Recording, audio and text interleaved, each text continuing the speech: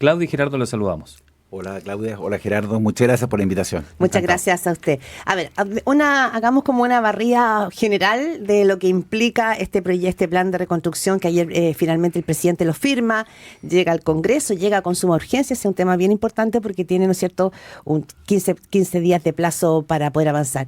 En lo esencial, para usted como biministro, en dos carteras que son bien esenciales, tiene pilares bien arraigados respecto a este plan de reconstrucción. Usted es biministro de Economía y Minería, dos temas que le impactan fuerte este plan. ¿Qué es lo que para usted como biministro es lo más esencial de este plan de reconstrucción? A ver, yo creo que es una señal clara de apoyo a las pymes. Acá hay muchas medidas que son complementarias, por eso hemos dicho que este plan es indivisible por la complementariedad de sus medidas, pero cuando trabajamos el subsidio al empleo, por ejemplo, y apuntamos a llegar con liquidez a 235.000 pymes, yo creo que de la esencia del proyecto, estamos llegando al lugar donde necesitamos desatar la contratación o la mejora en la contratación a 4 millones de personas. Hoy día, para que tengamos claridad, tenemos 850.000 personas sin trabajo, más 2 millones de personas que están en el mundo informal.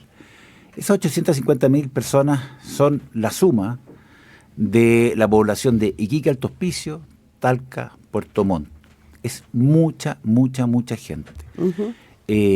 Si no abordamos con urgencia eso, la verdad es que nuestro gobierno no podría poner en movimiento a este país. Ministro, ya que usted pone empleo, bueno, nos quedan inversión, permisos, pero en el caso de los empleos, primero lo que hace esto es apoyar, ¿no es cierto?, en plazas laborales que ya están ocupadas. ¿De qué manera, cuántos empleos podría generar este plan? Desde la minería, en regiones, y cuánto desempleo es permanente y cuánto podría ser temporal. ¿Hay cifras al respecto, proyecciones sobre eso? Esto le inyecta 1.400 millones de dólares por año a las pymes. Eso le da mucha caja a las pymes. El principal dolor, cuando me ha tocado recorrer Chile, he estado en 8 regiones, el principal dolor de las pymes es el financiamiento. Esto va a la línea de flotación de las pymes para impulsarlas a generar un nuevo empleo, a generar crecimiento, a fortalecer principalmente a través de subsidio para incentivar para contratación. Claro, son alrededor de 80.000 pesos por un empleado que tenga un sueldo de cerca de 550.000 pesos, 80.000 pesos mensuales. Que el Estado le va a ir poniendo para ayudarlo. ¿Son 180.000 empleos los que se pretende crear en estos 4 años por esta vía o algo así? Y si es así, ¿en qué sectores específicamente y si van a ser empleos directos o indirectos? A ver, lo que nos hemos propuesto como gobierno es pasar de un 2% de crecimiento como país. En los últimos 12 años hemos crecido un 2%, que eso es no crecer, a crecer un 4% al final del gobierno y generar 300.000 puestos de trabajo. 300.000 puestos de trabajo. Los 300.000 puestos de trabajo, los más inmediatos, evidentemente, son en construcción. La gente de la constru es en la que sale a trabajar cuando empieza la actividad. Y ahí creemos que hay entre 150.000 y 200.000 empleos. Claro, es lo primero que se activa, digamos. Lo primero que se activa. Sí. Obras públicas después. Podemos ver con toda la reforma que estamos haciendo a los permisos y al mundo de la acuicultura, que el sector acuícola puede ser un sector que también se debiera activar posteriormente, y vamos a terminar en energía y minería. O sea, son múltiples sectores los que se ponen en movimiento. Cuando vamos a Biobío, que me ha tocado estar, cuando la tasa de desempleo es casi el 10%, y en mujeres un 13%. Si no abordamos la pesca o el mundo forestal, la verdad que esa región le va a costar salir. Más allá que se esté reinventando con emprendimientos, con nuevos tipos de trabajo, pero esos son los sectores que mueven esos grupos, Ministro, por ejemplo. Usted mencionó lo de la construcción. La Cámara Chilena de la Construcción ayer afirmaba, esta radio pertenece a la Cámara Chilena de la Construcción, hay que decirlo además, afirmaba que la exención transitoria de IVA reactiva acotadamente el sector y que lo que hay que tener realmente es una ley de subsidio a la tasa. La ley de subsidio a la tasa que venía implementada hace un tiempo movió alrededor de 40.000 viviendas de stock. Evidentemente que fue una política muy acertada. El IVA va a bajar la vivienda entre un 5 y un 7%, y también va a mover otro stock que estaba permanente. Cuando se mueve el stock, las empresas mejoran su estado financiero, sus balances, y pueden partir nuevos proyectos. Claro, se descongela. Finalmente estamos hablando de viviendas nuevas que estaban ahí sin venderse. Era un mercado que estaba ahí como frenado. Exactamente. Hay alrededor de 200.000 permisos que están aprobados. O sea, cuando las compañías sienten que hay demanda, cuando sienten que su caja está un poquito mejor, de esas 200.000 van a partir mucho. Tienen una mirada distinta, entonces, en base a lo que ellos dicen sobre la ayuda acotada del plan que ustedes tienen. Es que uno no puede separar las ayudas. ¿Qué pasa con el efecto de los impuestos? ¿Qué pasa con el tema de los permisos? Hay un montón de efectos que son complementarios y que nosotros pretendemos que en su todo generen la ayuda que estamos soñando. Uh-huh. Ahora, las cifras concretas respecto a la proyección que hace este plan de reconstrucción en empleo todavía están en curso. ¿Usted las tiene? ¿Cuántos empleos serían permanentes? ¿Cuáles podrían ser empleos, no es cierto, temporales? Digo, porque ese también ha sido un tema clave respecto de las plazas laborales en nuestro país, que a veces son empleos como más cíclicos y no siempre son empleos permanentes, formales. Yo reitero, lo que estamos pensando es generar 300.000 nuevos empleos formales. Formales, perfecto. Lo otro, ministro, hablamos esta mañana con el viceministro de Economía y Minería, Daniel Mas, lo decíamos, a usted le toca dos temas bien ancla del proyecto del gobierno, tiene que ver con minería. Se señalaba, ¿no es cierto?, que aquí este proyecto hay este mecanismo de invariabilidad tributaria para inversiones locales y extranjeros que van a permitir desarrollar proyectos mineros, industriales, forestales, energéticos, infraestructura, telecomunicación, investigación, o sea, amplio abanico. ¿De qué manera impacta, digamos? Porque este punto esencial, invariabilidad tributaria, también ha sido un tema complejo que la oposición está criticando duramente. Bueno, la oposición critica el proyecto porque ellos no creen en el crecimiento. Hay una filosofía que es totalmente distinta. Nosotros creemos que a través del crecimiento vamos a cambiarle la vida a los chilenos a través de generar buenos empleos. La invariabilidad, cuando funcionó el famoso DL600, cuando funcionó de buena forma, llegó a atraer un 11% del PIB en inversión anual. Hoy día, el cierre del 2025 fue del orden de un 3%. Si bien aumentó un poquito la inversión, pero fue del orden del 3%. Si queremos que este país vuelva a crecer de entre un 2 a un 4%, ese número tiene que crecer. ¿Y cómo lo movilizamos? Con muchas medidas, pero la invariabilidad sin duda que ayuda mucho. La semana pasada fue una semana minera en Chile. Estuvieron prácticamente todos los CEOs de las compañías más importantes del mundo en Chile, y su preocupación son, yo diría, dos: la invariabilidad y los permisos. Tienen muchas ganas de aprovechar el ciclo, pero necesitan certezas, porque son inversiones a larguísimo plazo, y necesitan que las cosas pasen en los tiempos que estamos comprometidos. Por supuesto que cumpliendo todas las normas medioambientales que nos hemos puesto de acuerdo como país. Ministro Daniel Mas, usted dijo que la oposición no cree en el crecimiento. ¿Por qué dice eso? Pues, sin duda. Sí, por mucho tiempo estuvimos hablando del decrecimiento. Tratamos de pasar una constitución que iba en esa línea. Nosotros lo que le estamos planteando al país es volver a crecer, volver a creer en el precioso país que tenemos, y mover esa tasa de crecimiento entre un 2 a un 4%. Y Claudio le preguntaba por la minería. ¿Tiene alguna proyección con respecto al sector? ¿Cuánto más podría aumentar la inversión en cuanto a proyectos o gente que podría contratar, absorber este sector que es muy importante en el país? El sector se ha movilizado en estos 40 días, o si lo cortamos por trimestre, de una forma impresionante. O sea, ha reaccionado muy bien. ¿Desde que asumió el gobierno, dice usted? Son proyectos que vienen de atrás, pero si contabilizamos desde que asumió el gobierno, tenemos más de 17.000 millones de dólares ingresados a evaluación ambiental de proyectos mineros. Hemos conversado con 3 o 4 compañías que también vienen ingresando proyectos de una magnitud relevante. O sea, sin duda, la inversión minera va a probablemente ser récord a lo largo del gobierno. El impacto en empleos mineros va a ser un poquito más tarde porque esos proyectos demoran un tiempo, pero la construcción de esos proyectos va a afectarnos positivamente en la segunda parte del gobierno, probablemente. Usted escucha a Daniel Mas, viceministro de Economía y Minería, conversando aquí en Primera Pauta. Tiene que ver con minería, tiene que ver con permisología, que ha sido un tema también muy discutido y que marcó fuerte el debate presidencial también del año pasado. ¿Usted tiene de alguna manera dibujado cuáles serían los proyectos estratégicos que podrían dinamizar la economía y de alguna manera, ¿no es cierto?, destrabarse haciendo los cambios en permisología? ¿Qué pasa, por ejemplo, con proyectos emblemáticos como Dominga, Quebrada Blanca, el Teniente, la expansión del Teniente? ¿Tiene como claro qué proyectos emblemáticos podrían destrabarse con este proyecto de reconstrucción? Hoy día, a través de la Oficina de Seguimiento de Proyectos, que es la pata que administra la Ley Marco de Autorizaciones Sectoriales, estamos siguiendo a 58 proyectos de muchos de energía, muchos mineros, pero también de otro tipo, para que puedan pasar su aprobación ambiental de buena forma, puedan pasar su aprobación sectorial de buena forma y que ojalá no se judicialicen. Hay un equipo que día a día mira cómo avanza esto, todas las coordinaciones que hay que hacer con otros ministerios. Esto no solo depende de economía. Claro. Tenemos que ir a la Subsecretaría de Fuerzas Armadas, tenemos que ir a Monumentos Nacionales, tenemos que ir a la DGA. Hay un proyecto que tiene que hacer 1.200 cruces de quebrada.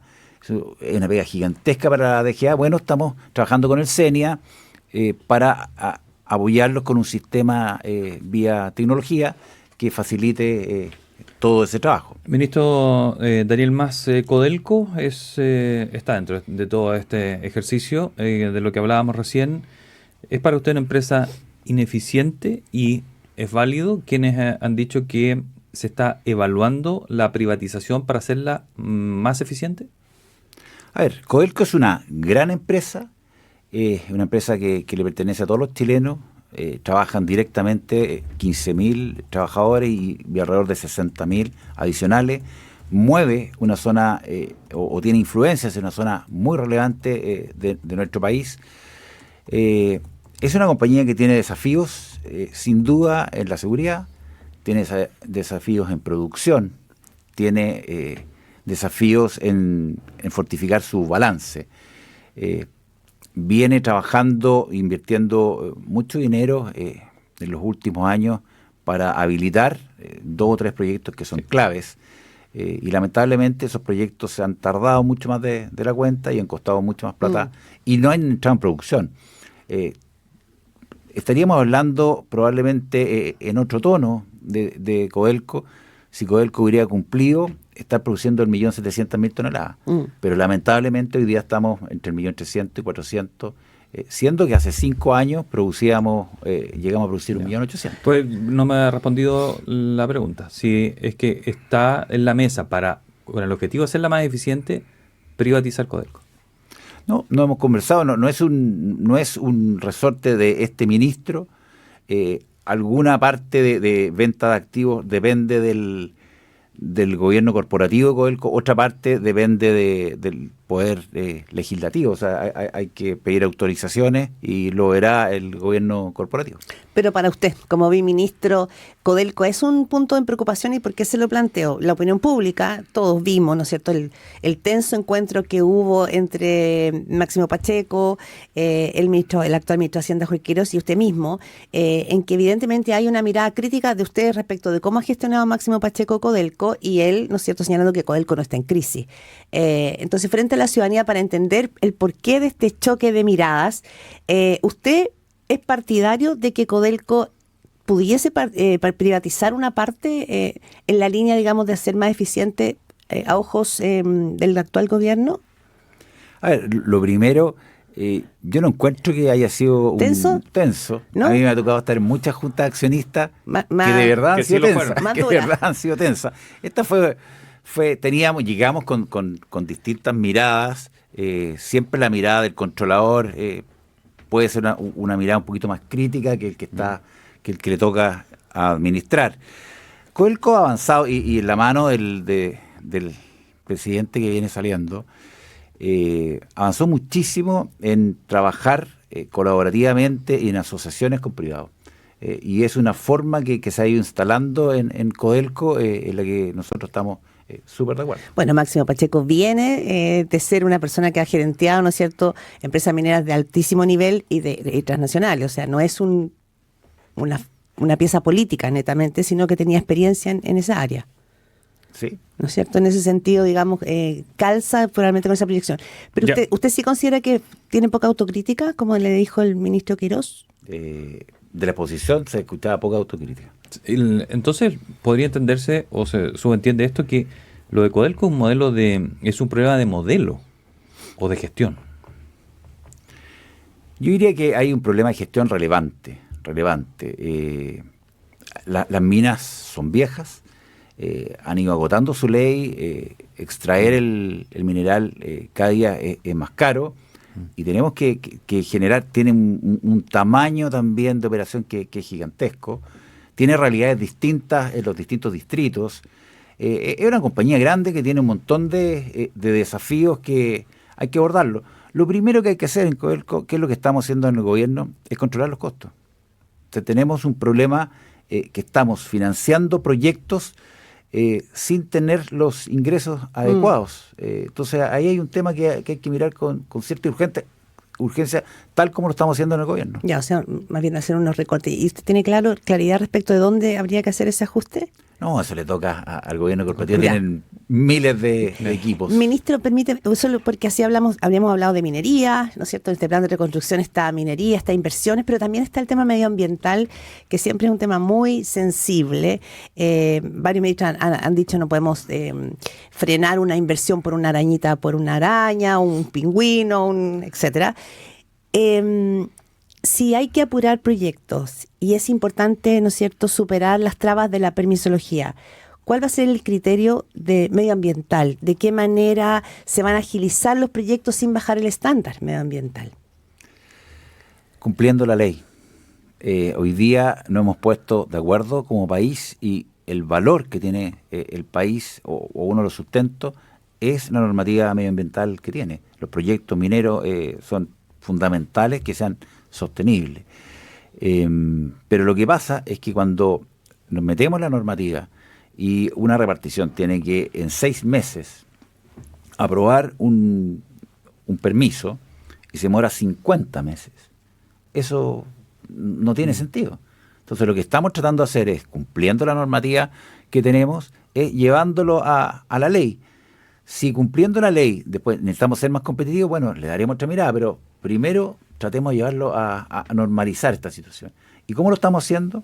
Con mucha gestión, con mucho seguimiento, metiéndole tecnología, apoyando algunos equipos. Hay muchas de estas cosas que pasan en comunas pequeñas. Bueno, las tenemos detectadas y si va a pasar un expediente de 25.000 páginas por una comuna pequeña, bueno, vamos a ir con apoyo para que eso ocurra. Ministro Daniel Mas, vuelvo a insistir en el tema medioambiental porque ¿cuánto se puede debilitar el estándar medioambiental que van a aplicar considerando que quieren acelerar los proyectos? Revisaba, por ejemplo, que en esta iniciativa que ingresó exime de evaluación ambiental el relocalizar una concesión salmonera. Es decir, se puede cambiar sin pedir permiso medioambiental. Se puede poner donde quiera. Estamos hablando de micro relocalizaciones, que es cambiar el ángulo de la localización, que todo el mundo está de acuerdo. Sí, hasta aquí eran 1.060 que se pidieron y le habían dado 2 permisos de relocalización. Me tocó estar la semana pasada en Magallanes. En Magallanes hay una producción de 150.000 toneladas año. Ellos dicen que con esa norma podrían llegar a 300.000, que son alrededor de 5.000 puestos de trabajo adicionales. De eso estamos hablando. Absolutamente tenemos que cumplir todas las normas medioambientales. Eso no hay tutía alrededor de eso. Lo que pasa es cómo se hace, ese es el vértice, que es un vértice además en el mundo, cómo usted gestiona eficientemente sin bajar el estándar medioambiental. Cómo usted garantiza... Cumpliendo la norma. Hay una norma en la que estamos de acuerdo y eso hay que cumplirla sí o sí. Ya, pero han habido cuestionamientos respecto de la tardanza que esas normas generan. La norma en general... Sí, porque ahora se está cumpliendo la norma. Claro, se está cumpliendo la norma, pero en el fondo, ¿o no? Sí, se cumple la norma, pero la gestión, no. A ver, voy a corregir. Ya. Voy a corregir. me da la impresión que en muchos casos se está interpretando la norma de una forma que no era el espíritu de la norma. Y yo creo que ese es el error. ¿Y quién hace esa sobreinterpretación? Los organismos que tienen que velar por que estas cosas ocurran. Bueno, quedamos ahí muy atentos. Y lo último, porque usted, insisto, usted es biministro de Economía y Minería, le toca doble. Para usted, ¿cuál es el desafío más relevante y el más difícil que le va a tocar en la implementación de este plan de reconstrucción? Que va a tener seguramente, ¿no es cierto?, tensión en la discusión en el Congreso. Para usted, ¿cuáles son los dos como puntos más álgidos que le va a tocar enfrentar? No, un desafío relevante es comunicar y por eso estamos acá. La verdad que me tocaba estar ayer en Valparaíso, me tocó, déjeme contar un segundo, celebrar el aniversario 120 de una panadería que trabajan ahí cerca del Congreso. Y lo que nos decía es, toda esa gente, facilítenos la vida. Nosotros sabemos hacer, tenemos cierta demanda, pero no nos pongan normas que nos van complicando la contratación. Nosotros tenemos ganas de abrir otra panadería, facilítelo. Y eso es lo que nos ha pedido el presidente Kast. El presidente Kast nos ha dicho que sea un Estado facilitador, que sea un Estado que genere las normas para que las cosas pasen. Entonces, desafío, comunicar y después implementar, si es que se aprueba este proyecto, para que efectivamente logremos movilizar al país y logremos cambiarle la vida a los chilenos a través de ese empleo. Daniel Mas, ¿qué sensación le deja cuando ha escuchado aquí la crítica de la oposición y que dice que incluye normativas que apuntan directamente a solo beneficiar a los más ricos? Yo creo que una mirada súper angosta. Cuando yo le digo que con la norma que veíamos del empleo, beneficiamos a 230.000 pymes y a 4 millones de empleados.